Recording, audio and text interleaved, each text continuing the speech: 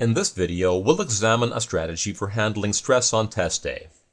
Now to set this up, I'd like you to read a common type of post you'll find on some of the GRE discussion forums. It describes a person who bombed on test day, even though he or she performed wonderfully on all of the official practice tests. These posts often come with a follow-up question asking whether or not the official practice test software is a reliable predictor of one's performance on test day. The short answer to this question is no.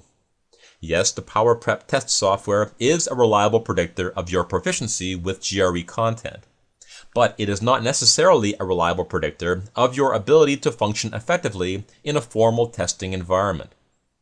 The reason for this is that you're not taking these practice tests in a formal testing environment. You're taking them at home, and there's a big difference. At home, you're sitting on a comfortable chair in your pajamas while relaxing music plays in the background. A cup of tea sits next to your keyboard, and your dog sleeps by your feet. This is anything but formal. More importantly, your home is a low-stakes testing environment. A practice test doesn't cost you anything, and the results don't matter. If you bomb it, no one knows, and it has no effect on your ability to get into a graduate program. Things are much different when you're sitting in the test center. First of all, you just paid a lot of money to take the test. You had to negotiate traffic to get to the testing center on time. The test center smells funny, there's no nice music, you probably aren't wearing pajamas, you can't bring your dog, and that person beside you is banging away so hard on the keyboard that you want to strangle him. Plus, this test counts.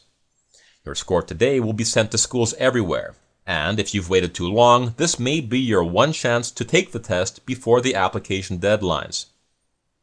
Now please know that I'm not saying any of this to scare you. I'm saying it to prepare you. If you're like many people preparing for the GRE, several years have passed since you last took a formal exam. And even then, I bet the stakes were much lower at the time. Sure, that sociology final you wrote 5 years ago was a tough test, but it probably had little effect on your future. In fact, it probably just determined whether you got an A or a B for the course. The GRE is different, and as such, your response on test day may be different from what you think it will be. The truth of the matter is, a lot of people suffer from some sort of test anxiety. Sometimes it's obvious and sometimes it isn't. Now, there are countless articles on the topic of test anxiety, and there are countless ways to prepare for and mitigate test anxiety. These include relaxation techniques, positive visualization, and meditation, to name a few. Different strategies will work for different people. So I encourage you to do some research well before test day and find the strategies that work best for you. Now, having said that, I'd like to discuss one strategy that pretty much works for everyone, and that is deep breathing. To fully understand the tremendous power of this strategy, I'd like you to try a little experiment. Right now, completely exhale all of the air from your lungs, and once you've done that, hold your breath. Now, as you continue to hold your breath, please pay very close attention to your emotional state. Even within a few seconds, most people will begin feeling some kind of anxiety, and as time progresses, that anxiety will become more intense. Now, this is a completely reasonable response. Your body needs oxygen to survive, so it's useful to have some sort of anxiety-producing mechanism in your body that compels you to breathe. While this mechanism helps keep you alive, it can kill your score on test day. Here's how. Let's say that you're at the test center, and for whatever reason, you start feeling anxious. When this happens, one of your body's typical responses is to breathe less deeply. This shallow breathing then reduces the amount of oxygen that your lungs are able to take in, and guess what happens when you starve your body of oxygen? Well, if you're still holding your breath, you know that this lack of oxygen causes even more anxiety. At this point, we've closed the loop on this vicious cycle. And when you're trapped in this loop, your brain has a harder time concentrating on the task at hand, and your score ultimately suffers.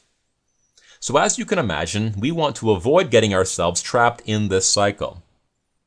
Now, the preferred option is to prevent the scenario from happening altogether by employing one or more of the strategies that work best for you. However, if you do find yourself trapped in this loop, you need a way to break out of it. And here's where you're going to escape.